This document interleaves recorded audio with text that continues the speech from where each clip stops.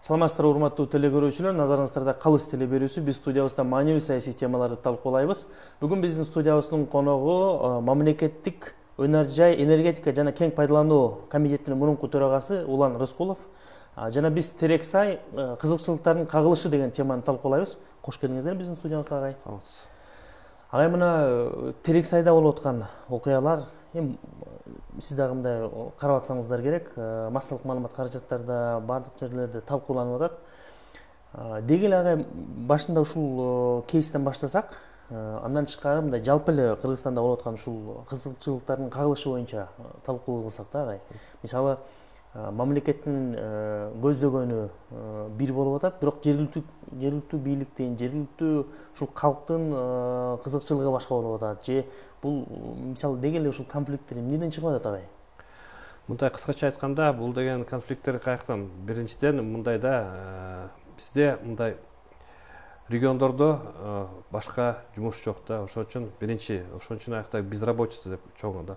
Андан кийин элдер деген маалымат аз. Ошон үчүн элдердин мынакей тоо кен тармагында иштеп аткан компаниялар келгенде, булар деген азыр экологияны бузат, зыян алып келет деп ошондой көп сөз болуп атат да. Ошол үчүн маалымат аз да. Андан кийин дагы ошо мындай кайра эле ошо айтканда компаниялардын эл менен сүйлөшкөндө ачык аз маалымат берип атат да. Ошондон болуп атат да. Мындай айтсак, бул деген мындай проблема Кыргызстанда эмес, бул вообще мамлекетте деле бар. Мындайчы, тоо кен тармагында иштеп аткан. Эмне үчүн? Бул мындай айтканда экологияны деген бар жерлерде эле көтөрөт да. Ошон үчүн биринчиден биякта кандай иштерди биз мурун аткарчубуз. Мындай эстесек, мындай ушундай ситуация 11-12 жылдарда болгон. Ошондо бизде Кыргызстанда практически бүт региондордо ушундай проблема болгондо компанияларды иштетпей, техниканы айдап кетип, геологторду сабап койчу да. Ошондой болгон. Эмне үчүн? Мындай айтканда, биринчиден кантип лицензияны алган элде маалымат жок болчу да. Булар деген биздин Кыргызстандын кендерин, Кыргызстан байлыгын алып кетти деп, ошондой кантип ошону иштеткенге уруксат алды да. Ошондой маалымат аз болчу, ошондон элдер көбүнчөсү каршы чыккан региондордочу. Ошондо бул неден чыккан, неден болгон? Мындай айтканда, элге аз маалымат берилген да. Ошондо и мамлекеттик органдар, анан ошол жакта эле компаниялар өзүлөр маалыматты элдеге аз берген. Кандай иштейт, эмне кылат? Ошондон кийин бизден ошону анализ кылып туруп, ошондо чечкенбиз региондорду чыгып, кыдырып, бүт региондордон эл менен жолугуп, түшүндүрмө иштерди. Ошондо Министерство экономика менен анан биздин мамлекеттик геология агенттиги болчу. Ошондо ошо биздин адистери чыгып түшүндүрүү иштерди өткөзгөн да. Андан кийин дагы бир кандай чечим кабыл алынган болчу. Ошондо урматтуу депутаттар 12 жылы мыйзамга киргизилген лицензияны берип атканда аукцион менен берилет депчи. Мурун деген кандай белгисиз да, кимге канча берди. Ошондо киргизген, аукцион менен өткөзүп, аукцион менен берилет депчи. Ошондой деле биз 12 жылы биринчи жолу аукцион өткөзөбүз дегенде как раз УТРКда. Ошондо деле элге маалымат аз жеткендиктен мен эсептейм, ошондой ойлойм. Ошондо эле прямой эфирде каршы чыккан да элдерчи. Мынакей бул деген сатылып атат депчи. Ошондон кийин биз анализ кылып туруп, элге элдер менен барып, жолугуп, маалымат бериш керек экен да. Разъяснительные работы проводить надо. Аукциондун астында ошонун баары тең өткөзгөндөн кийин, ошондон кийин эл түшүнгөндөн кийин бизге уже бата берип, биз иштеп баштаганда азыркы учурда аукциондор болуп атат да. Ошондон мамлекеттик бюджетке, значит, элге канча пайда болуп атат да. Агай, мына ушул жерден суроо да, мисалы, маселен компания лицензия алып атканда, жана кеңди иштетүүгө лицензия алып атканда, ошол жакта сөзсүз түрдө ушул жергиликтүү калктын уруксаты керекпи? Мындай да, бизде конституция эметкенде да, бул основной закон да. Конституцияда жазылган, бул Кыргызстандын элинин пайда эмес да. Ошондо жазылган. Бирок бизде закондор бар да. Закондордо кантип, кайсы жол менен алынат, эмне кылат? Алганда кимдин кандай жоопкерчилиги бар, кимдин кандай укугу бар, кандай эмне кандай эме шарттар менен алыш керек, ошонун баары тең мыйзамдарда жазылган да. И эме подзаконный акттарда жазылган. Ошондой жазылган, мынакей лицензияны алганда бул эме мындай айтканда мамлекет берет да. Это государство. Правительство айтканда, это как бы уже мындай айтканда представитель исполнительной власти. Ошо бергенден кийин компаниялар биринчиден лицензия алып туруп сразу барып касып иштебейт. Биринчиден мыйзам боюнча булар долбоор түзөт. Кандай иштерди ошол жакта өткөзөт, аткарат. Ошол долбоорлорду, анан долбоорду экспертиза болот, экологический экспертиза болот, технический экспертиза болот, и охрана боюнча кантип канча казылат, кандай иштер болот, геология, ошондой 3 экспертиза өтөт да. Ошо өткөндөн кийин элге барып туруп ошо проект менен тааныштырыш керек, общественный слушание болуш керек. Жергиликтүү бийлик менен. Общественный слушание деп турат. Жергиликтүү бийлик менен аны ким уюштурат дейм да? Аны уюштурганда мыйзамда эме о местном самоуправлении бул деген жергиликтүү бийликтин жоопкерчилиги. Жергиликтүү бийлик ошондо организовать этип, ошондо түшүнүмө компания чыгып элдерге түшүнүп бериш керек, кандай иштерде болот. Ошондой да. А мындай сөзсүз уруксат алыш керек деген андай жок, мыйзамда жок. Эмне үчүн? Мыйзамда компания общественный слушание элди тааныштырыш керек. Мондай биз мондай иштерди кылабыз депчи общественный слушание өткөзүш керек. Болду. А ошол жактагы мисалы жергиликтүү калк буга каршы болсочу? Ошол жакта жашап аткан жергиликтүү калк бул мисалы кең иштетилип атканына каршы болсо? Ошондо мындайда каршы болгондо обоснованный мыйзам бар да. Мыйзамда эмне үчүн каршы? Эмне үчүн? Мыйзамдарга туура келбейби? Же эмне үчүн? Мындай эле биз ошол экологиялык коопсуздуктан мисалы кооптоно башат. Ал жакта мисалы кеңде иштеткенде алардын жайлоосу талкаланат, анан суусу бузулат, анан цианиттер төгүлүшү мүмкүн, анан башка ушул сыяктуу бир көптөгөн мындай любой производство да, бул деген экологияга зыян алып келет. Даже мындай айтканда токен тармакты карабай эле коелукчу. Айыл чарба тармакты карайлык. Экологияга зыян алып келеби? Же алып келбейби? Алып келет. Кандайдыр бир деңгээлде. Алып келет. Мына бизде машинелер, автомобильный транспорт мына айдап жүрөбүз. Зыян алып келеби? Алып келет. Любая человеческая деятельность наносит вред экологии. Таасир тийгизет. Таасир алып келет да. Эчтеке кылбасак, ошондо эч кандай мындай зыян алып келбейт да. Эчтеке кылбай эле турсак да.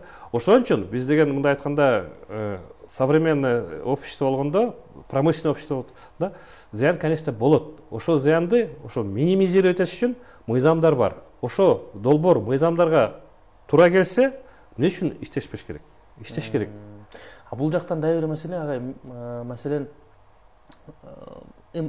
бизге баягы элдеги жалпы калктын ишеними боюнча дагы көп суроолор бар да. Маселен ошол лицензиялар белинип атканда, аукцион коюлуп атканда ар кандай коррупциялык иштер да болушу мүмкүн деген ар кандай божомолдор бар да. Маселен эмне үчүн бизде көп Кытай компанияларына уруксат берилди, алар иштетип атат. Анан алар өздөрүнүн мисалы ишмердүүлүгүндө канчалык ачык жүргүзүп атат, биздин мыйзамдарга ылайык же биздин чоңдор менен сүйлөшүп алып эле бир кандайдыр бир иш чараларды кылып атабы деген бир кооптонуулар бар да. Мындай жөнөкөй калктачы. Бул боюнча кандай? Ошо баары тең маалымат аз болгондон да. Ошон үчүн мынакей айтып атпаймынбы, аукцион болуп аткандачы. Аукцион болуп атканда аукционго чыгарганда бул деген жарыяланат да. Мынакей 45 күнүн ичинде, мынакей 45 күндөн кийин аукцион болот, мына жарыяланды. Ким катышса, ошонун баарын тең маалымат берилген да. Кыргыз компания болобу, Кытай компания болобу, австралийский компания болобу, айырмасы жок, орустар келеби, баарын тең маалымат берип атабыз. Мынакей чакырып атабыз, аукционго катышып келгиле. Ошо аукционго тапшырган компаниялар ошол жакта тизме бар да, кандай документтерди тапшырыш керек. Документ тапшыргандан кийин аукционго келгенде аукционный комиссия, ошо аукционный комиссияда бул деген көбүнчөсү мүчөлөрү бул жергиликтүү бийликтин эмес деле, жергиликтүү ошол жакта жергиликтүү калктын өкүлдөрү да. Жергиликтүү бийлик болот, жергиликтүү кеңештин эмелери, депутаттар болот, активисттер болот, ошо айылда жашаган же ошо райондо жашаган активисттер ошо комиссия кирет да. Ошо комиссия карап туруп, документтер туурабы, туура эмеспи? Андан кийин аукцион өткөзөт да. Аукцион болгондо ачык кандай компания канча берди, ошону ачык билинет да, канча. Агай, бирок биз мисалы биздин темабызга да дал келип атат да. Маселен ушул кейс, ошол эле Терексайдагы же буга чейин мына Казарманда болду, эми башка көп жерлерде болуп атат да. Мына жергиликтүү калк каршы. Кең иштеткенинечи каршы турат. Таптакыр бул иштер жүргүзүлбөсүн деп атат. Мамлекет лицензиясын берип койгон. Аукциондо өткөрүп койгон. Бул жакта бул чоң бир маселе да. Анткени мисалы компания өзүнүн ишмердүүлүгүн улантайын десе, жергиликтүү калк келип бир тоскоолдуктарды буттасып атат. Мындай, ошол жакта сөз мындай жергиликтүү калк каршы деген мен андан алысмын. Эмне үчүн? Мындай жок маалымат каршы деген. Эмне үчүн? Ошол жакта иштеп аткан компанияда иштеп аткан ким? Бул башка мамлекеттен келгенби же Марстан келгенби? Жок, биздин эле Кыргызстандын жарандары иштеп атат, ошол жакта компанияда иштеп атат да. Жок, мисалы ошол жакта жергиликтүү ошол жактан жашаган мындай да Терексайды алсак, Терексай, бул деген ошо Терексай бул деген шахтерский поселок. Алар Советтер Союзунун убагынан только эмеде ошо кен менен иштечү да. Ошон үчүн бул жакта деген каршы дегенде мына бул деген мурун иштеп атканда, мындай айткандачы, кыргыз алтын иштеп атканда каршы эмес. Эми түрктөр келгенде каршы болду. Же түрктөр жакпай атабы? Мүмкүн саясат болушу мүмкүнбү? Ошо жакпай атабы? Же ким жакпай атат? Же мындай кызыкчылыгы бар бул түрктөрдү кетирип туруп, башка өзүнүн мындай компаниялар, может башка компаниянын кызыкчылыгы бар. Ошондон мен эмеден мындай айтканда ошол жактан эл каршы дегенден андан алысмын да. Анда мындай айтканда айрым учурларда бул мисалы бул эми чарбалык маселе да. Бул чарбалык маселеден айрым учурларда муну саясий маселеге айлантып, мындан саясий бир упайларды топтогондо аракеттер бар экен да. Саясий, экономикалык. Ошо да. Ошон үчүн мындай да биз деген өнүгүш үчүн саясийден алыс болуп экономика менен эмиш керек. Компаниялар иштеш керек. Мындай да. Мына азыр иштетпесек, биздин жаш балдар каяка барат? Жумуш жок болсо каяка кетет? Россияга кетет, Казакстанга кетет, башка мамлекеттерге, ошол эле Турцияга кетет, жумуш иштепчи. А биз өзүбүздө иштетпесек, кантип биздин балдар кетсин, тарап кетсин, а биз отуралык ошондо. Ошон үчүн биз ошол жакта өзүбүздүн мүмкүнчүлүк менен пайдаланып, өзүбүздө ошондой иш орундарды ачып, биздин производствону иштетиш керекпиз да. Мындай айтканда, мынакей ошол эле Терексай. Канча жыл болду ошо Терексай иштеп аткан, ошо Терексайский рудникчи. Бул деген Советтер Союзунан баштап ошол жакта иштечү. Азыр дегенде иштейт. Жакшы компания келди, конкурстан утуп алды. Мындай айтканда ачык конкурс болду. Ошол жактан конкурстан бюджетке акча төлөп, ошонун ошол жакта социальный пакетти алып туруп, бүт ошо Терексайга, ошо регионго жардам берип, ошонун баардыгын кылып атат да компания. Эмне үчүн анда компания келип, ошо акча жумшап атканда жолдорго эле, мектептерге ошону каршы чыкпайбыз. А компания иштейин дегенде каршы бир туура эмес да. Бул жактан жанагы интернетке да таркап атат да видеолорчу. Билбейм мен алар канчалык туура эмес дегенчи, бирок интернетте талкууланып атат. Жанагы цианид төгүлүп атат, анан жана башка болуп атат деген химиялык уулуу заттарды дагы сүрөткө камерага тартып, анан интернетке да жарыялап атпайбы? Бул жакта баягы коопсуздук, экология коопсуздук бузулуп атат, суу булганып атат депчи. Бул деген мындай да, ошол жакта ушундай иштер болуп атса, бул деген анда бизде көзөмөлдүүнү күчөтүш керекпиз да. Надо контроль усиливать. Эмне үчүн? Мындай технология, башка технология жок. Ачык айтсакчы, жок технология. Бирок ошо технология менен мына бизде макмал иштеп атат. Кумтор иштеп атат. Мына буякта Орловкада иштеп атат, Анан карасак, мынакей Карабалтада, Карабалтинский горнородный комбинат уран переработка кылган. Иштеген. Кадамжайский сурьменной комбинат. Ушул технологиялар бирдей эле. Хайдарканский ртутный комбинат. Ошолор баардыгы иштеген. Эмне үчүн ошолордо проблема жок? Эмне үчүн? Потому что надлежащий контроль болгон. Көзөмөлдөш керек да. Ошону катуу көзөмөлдөсө, бул деген тиешелүү органдар катуу көзөмөлдөсө, анда мындай сөздөр болбойт да. Ушул жактан мисалы ушул көзөмөл болбогондон соң, ушул видеолор таркагандан соң элдин нааразычылыгы күчөп, элдер ош бетер ишенбей жана видеолорду көрүп алып коптонуп атат да. Кайра эле мындай да, кайра эле ошол жакта мындай менимче бул тиешелүү органдар оперативно эл менен жолугуп түшүнүп бериш керек да. Кандай иштер болуп атат, эмне кылып атат. Ошондо мен ойлойм, элдерге маалымат жетиктүү болгондо анда мындай суроолор болбойт да. Агай, мына жанагы кейске. Маселен, жергиликтүү бир Терексай болбосун, башка бир условно бир жерди алалы да. Ал жактагы жергиликтүү калк, жергиликтүү бийлик баш болуп ошол кең иштешине каршы турат. Өздөрүнүн бардыгы каршы. Алар экологиясына кооптонуп атышат, балдардын келечегин ойлонуп атышат жана башка маселе. Ошол жакта мисалы мамлекет кеңди иштетебиз деп чечти, аукцион өткөрдү, лицензия берди. Компания иштейин деп атат. Кен бул конституция боюнча кимдин байлыгы? Жалпы мамлекеттин да, элдин. Кыргыз элдин. Бул ошо райондун, ошо жактуу калктын байлыгы эмес да. Туурабы? Бирок калк ошол жакта жашап атат. Жок, мындай да, калк жакта бул бүт Кыргызстандын элин эмеси, байлыгы. Ошон үчүн компания иштесе, бут бюджетке акча түшөт. Ошондон пайданы бүт Кыргызстан эли көрөт да. Ошон үчүн эмне үчүн иштетпеш керек? Иштеткенде мына мыйзамдарга туура келсе, долбоорчу түшкөндө, долбоорду мынакей Кыргызстандын мыйзамдарына туура келсе, эмне үчүн иштетпеш керек? Бирок ага кептин баары ошол жакта болуп атпайбы? Мисалы жергиликтүү калк каршы, мамлекет иштетейин деп атат. Алардын эми чүнүк ушундай. Мындай. Ошондо канча болду, мынакей канча болду, бизге канча барып эметкенбиз, ошо кендердичи. Ошол жакта часть каршы деп чыгып атат. Но не все 100% чыкпайт, биз каршыбыз депчи. Ошо түшүнгөндөр, булар эмне үчүн ошо кенди иштетпеш керек? Туура түшүңүз. Башка бизде жок болсо производство.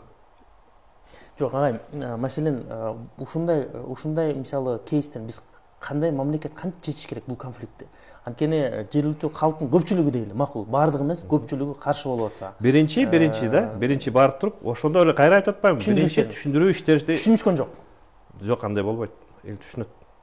Биздин элге туура маалымат бергенде түшүнөт. Анткени маселен маалыматта да жеткирдик. Бирок эл андай жок, бизде ошону айтып бериңизчи. Ошо каякта болду, маалымат жеткенден кийин каршы болгон. Жок андай. Маселен ошол эле казарманда. Эми көп бир 5000 жакын адам келип митинг уюштурушту башында. Биринчи жолу уюштурушту, экинчи жолу уюштурушту, үчүнчү жолу келип жанагындай ишке барышты да. Бул жактан каршыдан эмес, биз каршы эмеспиз деген, бул жерде эмне үчүн бизге маалымат бербейт дегенден. Ошондон. Андай каршыбыз деп азыр мынакей жабылды. Азыр жабылат, Макмаловский комбинат жабылгандан кийин. Каякта иштейт? Жумуш орун жок да. Андай жок каякта деген баары тең каршы. Бизде мындай менде ойлойм да, мындай баары тең каршы деген жок. Конечно, чыгат, каршы деп чыккан эл бар. Бирок ошолорго мен түшүндүрмө иштерди өткөзөм. 1 жыл болобу, канча болобу түшүнүп бергенден кийин мына кандай иштер болот? Ачык маалымат бериш керек да. Кандай технология болот? Дагы бир чоң маселе жалпы бийликке болгон ишеним. Бул да чоң бир маселе го дейм. Анткени сиз айтып атпайсызбы, мисалы ошол жактан салыктар топтолуп келип туруп, анан бюджетке өтөт, анан бюджет баардык мамлекетке жумшалат деген сыяктуучу. Ушул жакта жалпы ушул мисалы биздин коомчулукта бийликке болгон ишенимдин төмөндүгү дагы бир өзүнүн ролун ойногон жокпу? Жалпы бийликтин, институттардын авторитети. Мен азыр ойлойм, азыр наоборот бийликке ишеним көбүрөөк болуп атат да. Эмне үчүн? Мынакей даже со стороны инвесторов. Потому что мындай айтканда, вот Жерексайда болуп атканда, мындай айткандачы, лицензия компанияга берилген. Ошо бирок ошо берилгенден, ошо компаниянын участок жерине кирип алып, ошо компаниянын руданы урдап чыгып аткан болуп атат да. Ошондон компанияга кайрылгандан кийин ошону эмени жаап койду да, киргизбей. Постороннийлерди киргизбей. Ошондон чыгып атат. Чырдын баары ошол жакта. Чырдын ошол жактан болот. Элдин наоборот мындай айтканда азыр эмеге бийликке ишеним көбүрөөк болот. Эмне үчүн? Азырден мына айтып атпаймынбы? Мыйзамдар өзгөрүлгөн. Мурункудай эме жабык мындай лицензия берилбейт, ачык берилет. Андан кийин түшкөн акча баары тең расщепление болгондочу. Мунун бүт республиканский бюджетке кетчи да. Азыр мындай жок. Азыр деген ошол жактан түшкөндөн 50% роялтиден жергиликтүү бюджетке түшөт. Ошол жактан эле кайра эле лицензия кармап турган төлөмдөрдү төлөш үчүн төлөгөн. Бул 100% ошо кайра эле жергиликтүү бюджетке түшөт.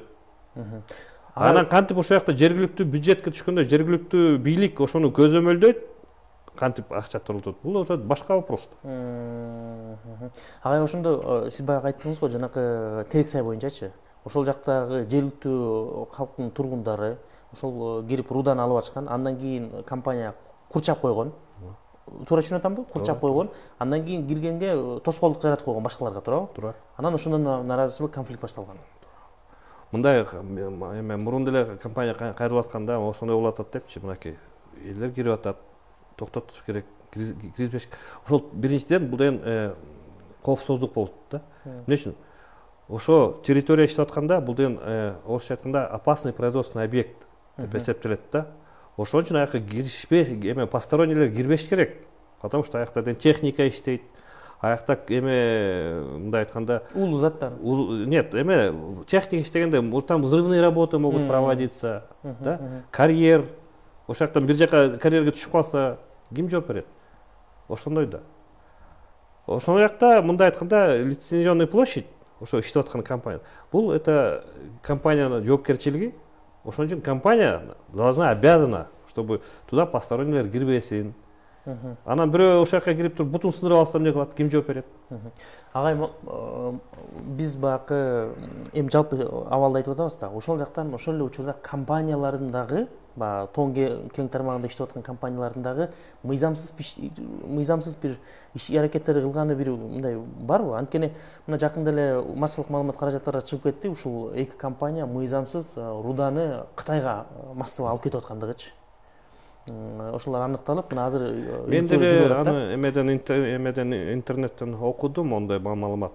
Ошондо анда ушул компанияларга мыйзам чегинде чара көрүш керек да, катуу көрүш керек. Эмне үчүн? Ошо лицензияны алганда мен айтып берейин, лицензия да кен пайдаланууга 3 түрдүү болот. Бул деген изилдөө иштерге, чалгындоо иштерге, анан казууга. Бирок изилдөө менен чалгындоо иштерге лицензия алганда эч кандай ошол эме уруксат казууга берилбейт. Ошол лицензия менен чалып. Анан казууга алганда эле лицензия алып туруп сразу барып казса болбойт. Любой лицензия алгандан кийин айтып атпаймынбы, биринчиден долбоор. Ошол долбоордун эме 3 экспертизасы, анан жердин чечими кандай? Казууга болсо ошол жака жерге күбөлүк керек. Чалгындоо же изилдөө болсо анда ошол жакта бийликтин же ошол жердин эме кимдики болсо ошондон иштегенге уруксат болуш керек да. Кат-катары. Ошондон кийин эле компания келип туруп мамлекеттик органга, комитетке келип туруп ошол жактан мурун мамгеология болчу. Ошондон келишим алчу иштегенге. Ошондо иштесе болот да. Азыркы мына мен окудум, могу эки компания бул деген чалгындоо лицензияны алып туруп ошол жактан каскан экен. Конечно, мыйзамды бузчу, ошон үчүн азыр жооп бериш керек. Агай, ошондо жанакы сиз айтып атыңыз, эгерде жер кимге караштуу болсо, ошолордон уруксат алат депчи. Чалгындоо же изилдөө иштердин болгондо ошондон кат-катары уруксат алат. Мен макулмун иштегенге, каршы эмесмин депчи. Бул мындай иштетүүгө лицензияга чейинги? Жок, лицензия алгандан кийин. Мыйзамда биринчиден лицензия берилгенден кийин уже барып туруп долбоор түзөт, ошол убакта бүт эме жердин маселесин чечет. Сиз мен түшүнүп атам, сиз айтып атасыз. Биринчи лицензияны ала элек де, ошону барып чечиш керек депчи. Бирок бизде Кыргызстанда мыйзам боюнча биринчи лицензия берилет. Ошон лицензия алгандан кийин компания барып туруп долбоор жазат, жер маселесин чечет. Ошондой. Маселен, алдын ала барып калк менен сүйлөшүп, түшүндүрүп, алар менен кеңешип, маселен ошол компания жөнүндө айтып берип, кандай иштер жүрөт, кандай технологиялар колдонулат деп туруп, анан алар менен сүйлөшүп мынтышканда батасын алып туруп анан лицензия алса, бул эмнеси алмашат? Мүмкүн конфликттер азыраак болот. Жок, мындай да, мына тура түшүнсөңүз, мынакей биз аукцион менен берип атканда, ошол жерди биз билбейбиз да кимге лицензия алат да. Кайсы компания алат. Ошон үчүн биз лицензия берип атабыз. Бизде мыйзамда баардыгы жазылган, кандай эмне иштеш керек депчи. Азыр мынакей келди компания, барып туруп эл менен сүйлөштү. Анан бизге келди, мынакей мен элдин бата алдым, ошон үчүн аукционду өткөзбөй эле мага эле берип салгыла десе, бул туурабы? Алда туура эмес. Туура эмес да. Ошон үчүн биз беребиз. Анан барып туруп, баргыла, чечкиле. Чечпесеңер, анда иштебей кетип калгыла. Бирок ага еще дайыр бул жактагы чоң бир маселе, деги эле ушул мыйзамдуулук маселесичи. Маселен, ошол жакта мисалы жергиликтүү калк менен компаниялардын ортосунда бир конфликт чыгып кетти. Мына терек сайда деле көрүп атабыз. Жанакы башында баланс алып койгонбу, ошол жакта жергиликтүү тургунчу. Ошол компания ушундай эми массалык маалыматтар чыгып атат го. Андан кийин тиги балдар келип туруп жанакы милицияларды сабап коюшту. Эми бул жалпы бул жакта мыйзамдуулук маселеси да барбы, агай? Кандай дейсиздер? Анан мыйзам Муну айтканда, мындай мен маалымат боюнча мыйзам бузулган. Биринчиден, конечно. ошо кирем деген бул туура эмес. Кире албайт ал. Бул эми башка бирөөнүн лицензия берилгенден кийин, мамлекет бергенден кийин. Туура түшүнгүлө. Конституцияда жазылган, конституцияны ким кабыл алган? Эл кабыл алган. Бийлик деген эл да. Бирок ана конституция жазылган. Биз баарыбыз мына канча 7 миллион кыргыз жашайбыз, Кыргызстан жашайт Кыргызстандачы. Ошо баарына тең барып туруп макулдук алыш керекпизби? Бийлик ошон үчүн мындай разделение да. Ошо мындай ошон үчүн элдер шайлайт депутаттарды. Депутаттар мыйзамды кабыл алат элдин атынан. Анан өкмөт ошо мыйзам менен иштейт. Мыйзамда жазылган. Ошо мыйзам менен иштеш керек. А барып туруп мыначын ошон үчүн мыйзамда жазылган кантип лицензия берилет. Туурабы? Бул закон. Өкмөткө монтуп лицензияны бересиң дегенде, өкмөт ошо мыйзам менен лицензияны бергенде келип туруп биз каршы дебиз. Бул кантип? Мыйзам бар. Ошо чечимди ким кабыл алды? Мыйзамды ким кабыл алды? Мүмкүн агай бул жакта дагы бир башкача бир механизмдерди ойлоп табыш керек. Анткени эгерде мисалы жергиликтүү калктар менен эми бир тараптуу эле күч колдонуп эле биз айткандай болот, мындай кылабыз десе бул макул терек сайда. Дагы башка жакта. Эч ким айткан жок, күчкө салып эмеш керек, чечиш керек депчи. Жок. Болуш керек. И мындай деле метод, бирок мыйзам болуш керек. Мыйзамды биз кыргыз эл ошол мыйзамды баш ийиш керекпиз. Мыйзамда жазылганбы? Лицензия монтуп берилет. Берилдиби? Эмне үчүн компания эми иштешпеш керек? Мен каршымын. Извините, 7 миллион киши макул болгондо мен бирөө каршы болгондо туура эмес. Мыйзам бар да. Лицензия бергенде мыйзамдын чегинде болса, берилдиби? Анда компания иштеш керек. Бирок агай ушул жакта кандай ойлойсуз? Кандайдыр бир мүмкүн кошумча бир механизмдер иштелип чыгыш керек. Ошол эле жергиликтүү тургундардын дагы мындай ойлорун, алардын да көз караштарын туура, алар дагы эске алыш керек да, мындай болуш керек. Мыйзамга киргизиш керек мүмкүн бул өзгөртүүлөрдү. Мыйзамда бар да. Мыйзамдарда бар. Жок, алардын уруксаты кереги жок деп атпайсызбы? Азыркы мыйзамдарда. Мынакей, мен айтып берейинчи, мынакей. Ошо, к примеру, ошо эле бир эмеде, к примеру, региондо, айыл өкмөттө, ошо ким рухсат берсин? Айыл өкмөт, район, область берсинби, кимиси берсин рухсаттычы? Мыйзам бар да. Мыйзамда жазылган. Эл, биз кыргыздар, кыргыз эли шайлаган депутаттарды биздин атынан мыйзамды кабыл алган депчи. Биз өзүбүздүн укугубуз бергенден кийин, булар мыйзамды кабыл алгандан кийин мен эмне үчүн каршы болуш керек? Мен деген депутаттарды шайлап атканда мен өзүм добушумду бердим да. Менин атынан сүйлөйсүң депчи. Менин атынан мыйзамдарды кабыл аласың депчи. Эми алардан мыйзамды кабыл алгандан кийин мен каршымын. Туура эмес да. Мен айтып атканым, мен да юристмин агай, баа эмелерди түшүнөм. Биякта маселе эме болуп атат да. Маселен ушул мисалы кызыкчылыктардын, конфликттин алдын алуу максатында, маселен бул дагы көп кеңдер иштетилет, ачылат да келечекте дагычы. Ошол жакта дагы ушул сыяктуу көп конфликттер чыгышы мүмкүн. Ошондо как раз ошондо мындай айтып, мен сизди түшүнүп атам, барып туруп элдин менен сүйлөшүп, макулдук алгандан кийинчи. Ошо кимден? Мен ошо бир эле суроо. Кимден ошо добуш эме, кимден макулдук алсын? Мүмкүн жергиликтүү бийликтен. Бийликтен кимден? Депутаттарданбы? Депутаттардан ооба. Биякта ошо мындай айтканда сен барып туруп тигинден бата алып кел деген, бул деген ошону кандай коррупцияга жол ачабы же ачпайбы? Кандай карайсыз? Мен аны билбейм. Ошо да мындай да. Мынакей айылдык кеңеш, где-то 12-15 депутат. Булар билет. Биз уруксат берсек, иштейсиң, бербесек, иштебейсиң. Мыйзамга караган жокпуз. Биз эмне чечсек, биз чечсек, мынакей. Урган жокпуз да, мамлекет чечти. Жогорку кеңештин мыйзамдары барга урган жокпуз. Мына биз уруксат бермейинче сен лицензияңды эле карабай эле кой, иштебейсиң. Бул деген кайра эле коррупцияга жол ачат да. Анан ошол жакта ошон үчүн коррупцияга жол ачпаш үчүн ачык түрдө лицензия берилгенден кийин компания иштеш керек. Ошол эле учурда мисалы жергиликтүү кеңештерге берип койгон күндө деле Ал жакта деле көп суроолор бар да, ошол эле жергиликтүү бийликке канчалык ишеним бар, ишеним жок деген да маселе бар да көп. Эмнени берип койду? Мисалы, сиз жанагындай кейс айтып атпайсызбы, сиз айтып атпайсызбы? Бул коррупциялык элементтер пайда болушу мүмкүн депчи. Эгерде жергиликтүү мүмкүн, мен айткан жокмун болот депчи, бирок мүмкүнчүлүк бар. Когда маленькая группа людей что-то решает, всегда есть риск возникновения коррупции. Поэтому должен быть закон. В законе четко прописано, как лицензия выдается. Пожалуйста. Если вы против, давайте пусть органы проверят, как выдавалось. И было ли нарушение закона или не было нарушения. Если в соответствии с законом лицензия выдана, пусть компания работает. Если нарушено, тогда, конечно, надо лицензию аннулировать и тех, кто виноват.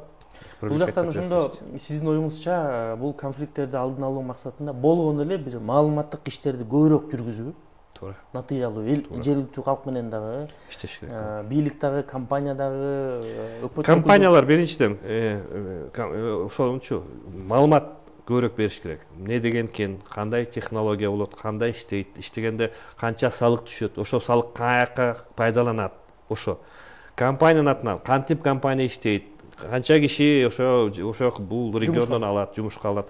Ошо бүт мындай айтканда ачык болуш керек. Ачык болуш керек да. Азыр мындай мировая тенденция есть, инициатива прозрачности добывающих отраслей деген, ИПДО деген бар. Ошол менен пайдаланыш керек. Биздин мыйзамга киргизгенбиз. Кыргызстанда иштеп аткан компаниялар бүт отчетностьту ИПДОнун стандарт менен тапшырыш керек.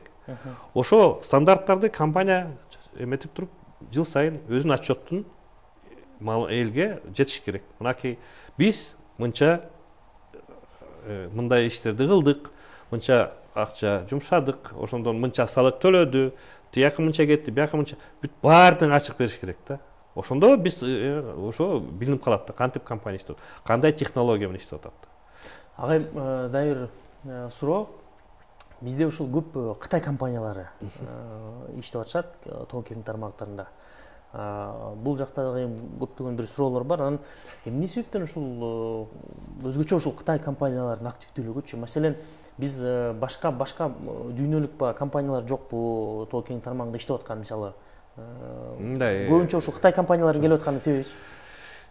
Биз башында Кыргызстанга башка мындай айтканда чоң мынакей западный компаниялар деле келген, бирок биздин айтканда мына биз мактап, бизде алтын көп, тиги көп депчи. Бизде мындай айтканда, если мировом масштабе караганда, мындай деле чоң деле кендер жок. Жери кумторчу? Жери кумтор. Мен айтайын, мынакей Өзбекстанда Мурунтау деген бар. 1000 тонна алтын. Биздин жер үйдө 100 тонна. Кумтор ачылып атканда 300 тонна болчу. В мировом масштабе биздин кендер бул деген или мелкий, или средний, не крупный. Башка мамлекеттерде чоң мемелер бар. Ошон үчүн мына чоң компаниялар келгенде аларга, конечно, рентабельно не рентабельно. Ошон үчүн кеткен. Азыр анан дагы бир эме мындай айтканда, эмне үчүн Кытайлар? Потому что Кытайдын экономикага өзүп аткандан кийин Кытайда акча көп. Азыр мировой инвестор Кытай. Не только Кыргызстанда. Башка мамлекеттерге, мен деген бир жолу Кытайга конференцияга баргам. Кытайга конференция барганда, инвестиционный конференция болгон, Кыргызстандан мен баргам. Ошондо биздеге эме презентация кылып, мындай биздеге келгиле иштегиле дегенде. Ошондо бүт Латинский Америкадан канча мамлекеттер бар, ошолордун бүт менин эмелерим, мындай коллегаларым келген. Ошолор баардыгын өзүнүн эмесин презентация менен келгенде. Кытайга барган. Ошолорго Кытайдын инвестицияны өзүнүн мамлекеттерине алып келебиз депчи барган. Эмне үчүн? Потому что азыр мындай айтканда, тоо-кен тармакка иштеш үчүн өтө көп каражат керек да. А ошондой каражат азыр мындай айтканда Кытайда эле бар. Башка эң чоң азыр инвестор бул Кытай. Ошон үчүн бүт мамлекеттерге. Мынакей бизде не только Кыргызстан, биз карасак, Тажикстанда иштеп атат, Казакстанда иштеп атат, Россияда иштеп атат. Мынакей Белоруссияда иштеп атат. Башка мамлекеттерде иштеп атат да. Эң чоң бизге караганда эң чоң инвестиция Кытай именно тоо-кен тармагына кылып атканда, булардын Кытай Африкага кылып атат и Южная Америкага кылып атат. Эң чоң ошо инвестициялар Кытайдын Кытай мамлекет ошол жака жумшап атат да. Бизге караганда, конечно, бизде мындай айтканда көп Кытай компаниялар, бирок азыр бизге жакшы болду. Мындай чоң мамлекеттик, мындай мировой уровенде компаниялар келген. Это азыр бизге Кыргызстанга да келип көңүл буруп. Азыр мынакей бизде Кыргызстанда China Gold иштеп атат и Zijin деген чоң компаниялар иштеп атат. Бул мындай айтканда топ эң чоң мамлекетте 10 компаниянын ошолор тизмесине кирет да. Ошондой.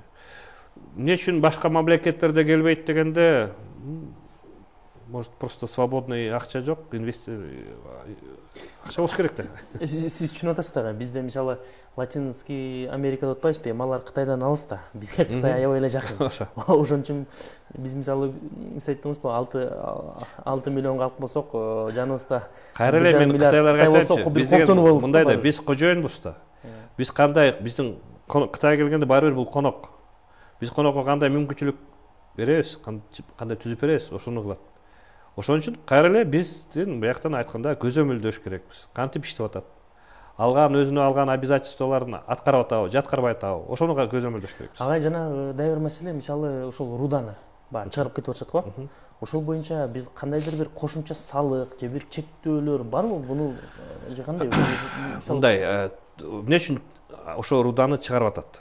Түшүнүш керек. Кыргызстанда ошол алтын золотосодержащий руда эки түрдүү болот да. Бирөө мындай айтканда простая руда. Аны деген Кыргызстанда иштетилет. Эч жака чыгарылбайт. Бизде зифтер бар, ошол жакта иштетип, бизде Кара-Балтада афинажный завод бар. Мен ошол афинажный завод боюнча айтып кетейин. Бул деген лондонский биржа металловдун сертификаты бар. Good delivery. Центральный Азияда бир дагы биздикиндей завод жок. Бизде бар. Ошол алтынды биз өзүбүз чыгарабыз. Руданан баштап слитокко чейин өзүбүз чыгарабыз. Бирок бул биринчи түр. Экинчи түрдө руда бул деген айтканда примеси содержащие. Вредные примеси это мышьяк. Аны бияктан иштете албайбыз. Медь. Ошону иштете албайбыз. Ошол руданы чыгарып атат. Ошол руданы чыгарып атканда Казакстанга чыгарат же Кытайга чыгарат. Жакын жерде. Ошону чыгарыш үчүн биз деген мынакей ошо мамлекеттик мына комитет, өнөр комитет ошо сунуш менен чыккан, ошо рудалар боюнча өзгөртүүлөрдү киргизип туруп, налоговый кодекске как раз 3%ка кошумча салык. Кошумча. Эмне үчүн? Мындай чыгараткан компаниялар СССР чыгарып туруп, руданы ошол жактан алып сатсаңар, биз 3% төлөп беребиз. Бияка чыгарып туруп, кайра эле алтынды бияка алып келсеңер, анда ошо 3%ке төлөбөйсүңөр. Ага, дайыр чоң бир суроо, маселен мына коңшу Өзбекстанда булар жакын арада мына жана старательдер деп атпайбызбы, өз алтынча иштетип аткан калктарга мындай көбүрөөк кененирээк бир мүмкүнчүлүктөр түзүп берип атат да Өзбекстанчы. Мүмкүн биздин мамлекетте деле ушул практика менен бир карап көрсөкчү, анткени ошол эле мисалы эмгекчил жана башка биздин бизде бар да. Айылдарда мыйзамда бар. Алар эми жана суу менен чайкап эле ошо менен эле чектелген да, туурабы? Туура. Анан алар баягы барып өткөрүш керек. Туура. Золотоприемный кассаларга. А ошол жакта мисалы аларды баягы иштөө бир мүмкүнчүлүктөрүн көбүрөөк бир берсекчи. Мындай да. Ошол жергиликтүү калктарга мисалычы. Ошо туп-туура айтып атасыз, мындай да. Ошон үчүн бизде мыйзамда көрсөтүлгөн старательская деятельность. Бизде ал деген иштесе болот. Барып туруп, ошол жака, по-моему, рухсат алат. Иштегенгечи, алып туруп иштесе болот. Көрсөтүлгөн. Эмне деген старатель? Мен деген мынакей барып туруп күрөк менен кассам, мен старательмин. Бирок ошол күрөктү каспай эле мен экскаваторду алып келсем, мен уже старатель эмесмин да. Туурабы? Разделять надо. Жок, ошол мисалы ошол эле старательдер эми жанакы баягы сум жайында чайкап эмелер да. А ошол эле экскаваторлор менен өздөрүнүн техникалары менен. Айтып кетейин. Мындай да. Эмне үчүн уже старательская деятельность болбой калат? Экскаватор менен каскандан кийин карьерди казасың да, каскандан кийин бул уже опасный объект деп эсептелет. Мынакей чуңкур да. 2 метрди кассаң, ошол жака бирөө түшүп калса өлөт да. Ошон үчүн биякта уже техника безопасность, техникалык коопсуздуктун эмеси мындай требованиялар бар да. Ошол эгерде ошол мисалы жанагы коопсуздук эмелери каралса, ошол эгерде ошолорду мисалы сактап, бирок ошол эле жергиликтүү калктар иштетсе болбойбу? Болот, эмне үчүн иштетпейт? Экскаватор менен. Алда мындай уже болуп аткандачы, экскаватор иштеш үчүн анда уже долбоор керек. Техника безопасности дегенчи, долбоор жазылат. Кантип техника, кандай рухсат алыш керек. ошогочу ошол эле кайра эле лицензия болот да. Мүмкүн ошол жактан да жергиликтүү Лицензияны албай эле жөн элеби? Жок, лицензия алсын, бирок ошол жергиликтүү калк тарабынан мисалы компания болобу, ошол жактагы топтор болобу, мисалы жергиликтүү бийлик болобу, эгерде өздөрү иштетебиз деп атса, лицензия алууда аларга көбүрөөк артыкчылыктар болсочу. Аларга көбүрөөк мисалы башка компанияларда качып атат лицензия алуугачы. Кытай компаниясы болобу, орус компаниясы, түрк компаниясы болобу, ошол эле учурда түшүндүм. Биздин Кыргызстандын бизнесмендерди бошотуш керек деп. Лицензия албай эле мындай эле. Эмне үчүн лицензия албаш керек? Жок, алсын, бирок аларга мындай жеңилдетилген бир жолдор менен. Мындай да мыйзамда жок да. Мыйзамда бизде мындай. Бизнес кыргыз компания болобу, Кытай компания бирдей. Мындай да айтып, мынакей, ошентип сиз айткан анда жеңилдик болгондо кайра эле ким анан айтып атат, мен дегени айтыптыр, бул деген 100% учредитель мен турам. 100% меники депчи. Просто подставное лицо кыргыздын мага жеңилдетип бергиле деп. Мейли. Бирок мындай карасак, мен деген кайра эле инвесторум, кайра эле Китай болуп атат да. Смысл? Ошон үчүн мындай бизнес менен хочешь заниматься бизнесом, салык төлө. Аякта деген жок да. Аукционга катыш үчүн өтө эле мындай оор эмес. Аукционга катышканда ошо фирманын документи керек. Минюстун ачкандан кийин Минюстан күбөлүк берет. Күбөлүк керек. Минюска ошо компаниянын уставы керек. Анан ошо компаниянын салык карыздары жок деген справка керек. Бүттү. Башка эчтеке жок. Маселен, алар баягы техникалары жөнүндө финансылык отчетторун көрсөтөбү? Жок. Финансылык мүмкүнчүлүктөрү жөнүндө, техникалык базалары жөнүндө. Аукционга чыккандарбы? Жок. Анда качпайт, кереги жок анын дагы. Жок, мен айтып атпаймынбы? Минюстун күбөлүгү, устав, салык кызматынан карызым жок деген справка. 3 справканы, мына 3 документ. Ошол документ менен аукционга катышсаң болот. Акчаң барбы? Пожалуйста, катыш. Агай, дагы бир суроо, мына бизде жанагы зергерлер, бизде өзүнчө бир көп тармак болчу экономикабыздачы. Анан ошол көп бир айтып жүрүшөт да, ушул бизде ушул алтынды алуу өтө татаал депчи. Биз Кыргызстандагы алтынды сатып ала албайбыз, биз четтен келген алтынды сатып алабыз депчи. Ушунун жолдору кандай? Ушуну түшүндүрүп кетесиз? Мыйзам боюнча бизде Кыргызстанда алтынды чыгарган компаниялар бул Нацбанкка сатыш керек да. Конечно, азыр ошол жакта өзгөртүп туруп, какой-то процентты ювелирлерге сатыш керек. Бирок ювелирлер айтып атканда, могу эле кайра эле рудасы алабыз деген ал туура эмес. Анда уже переработкага металлургия керек. Анда буларда зергерлерде металлургия передел жок да. Ошон үчүн, конечно, мына афинажный заводдон чыгып аткан алтынды, конечно, аларга предусмотреть надо какие-то нормы, квота бериш керек да. Чтобы ассоциациялар ошону алтынды сатып алсын. Сырьё катары. Сырьё катары. А жана сиз айтып аткан золотосодержащий руданы ал золотосодержащий руданы мынакей зергер алып алганда, буну деген кайра ошондон алтын жасаш үчүн бул деген мындай айтканда полуфабрикат. Буну ошол жактан алтынды чыгарыш үчүн кайра эле мындай айтканда вот это медиплавильный завод керек. Аны деген жок да Кыргызстанда. Ошон үчүн мына руда это бизде үйдөлөрүндө нарында мисалы үйлөрүндө жасап атышпайбы жана кустарный кылыпчы? Ну, это же нарушение. Мындай айтып атканда, мына айтып атабыз, экологияга зыян алып келет депчи. Ошол руданы мына кантип алат? Эми ал жагында ртуть. Ошол ртутьту кантип анан жоготот? Тетикке барып, четке төгүп салат. Бул уже мындай айтканда ошол экологияга зыян алып келет.